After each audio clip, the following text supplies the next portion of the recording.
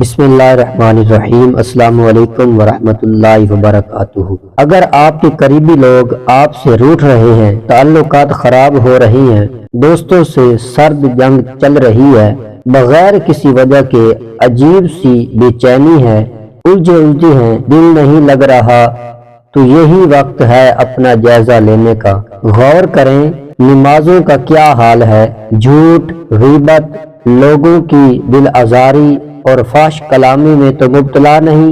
نظروں کی حفاظت ہو رہی ہے یا نہیں؟ تکبر، ریا، حسد، بغض، کینہ وغیرہ کا تو شکار نہیں؟ کیونکہ بہت سے جھگڑے گناہوں کی نحوست سے بھی ہوتے ہیں۔ دیکھیے نبی کریم صلی اللہ علیہ وآلہ وسلم نے فرمایا، قسم ہے اس ذات پاک کی جس کے قبضہ قدرت میں محمد صلی اللہ علیہ وآلہ وسلم کی جان ہے، جب بھی دو محبت کرنے والوں کے درمیان جدائی ہوتی ہے تو وہ ان میں سے کسی ایک کے گناہ کے ارتکاب کی وجہ سے ہوتی ہے۔ رسول اللہ صلی اللہ علیہ وآلہ وسلم نے ارشاد فرمایا، جب دو آدمی اللہ تعالیٰ کی خاطر یا اسلامی بھائی چارے کی وجہ سے باہم محبت کرتے ہیں، ان دونوں میں جدائی کا سبب وہ پہلا گناہ ہوتا ہے جس کا ارتکاب کوئی ایک کرتا ہے۔ انسان اللہ پاک کی نافرمانی میں مبتلا ہو تو وہ خود سے وابستہ افراد کو خوش نہیں کر سکتا۔ یہ نہیں ہو سکتا کہ اس کے 10 لوگوں سے تعلقات ہوں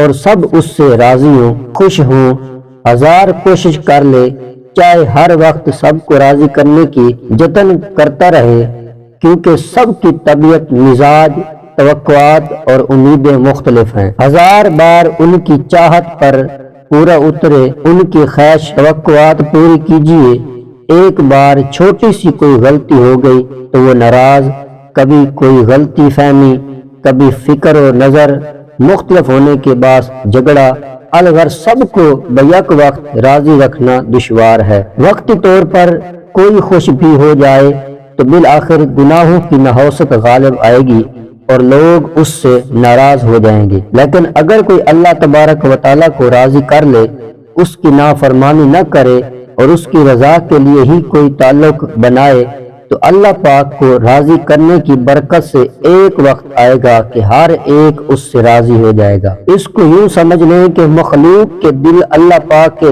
دست قدرت میں ہے، جس کے لیے چاہتا ہے اس کی محبت لوگوں کے دلوں میں ڈال کر ان کو اس کی طرف میل کر دیتا ہے، اور جس کے لیے چاہتا ہے لوگوں کے دل اس سے پھیر دیتا ہے۔ ہم اللہ پاک سے خیر و عافیت طلب کرتے ہیں۔ اللہ پاک ہمیں عمل کی توفیق عطا فرمائے۔